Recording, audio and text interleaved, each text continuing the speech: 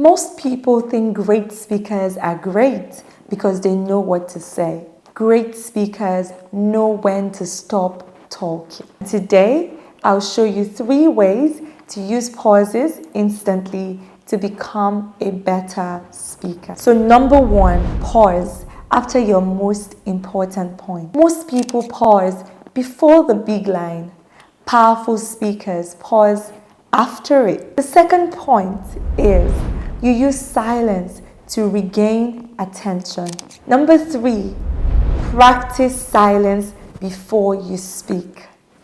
So, if you want to become a better speaker, stop focusing only on your words. Focus on your pauses, because silence creates emphasis, rebuilds attention, and makes your presence stronger.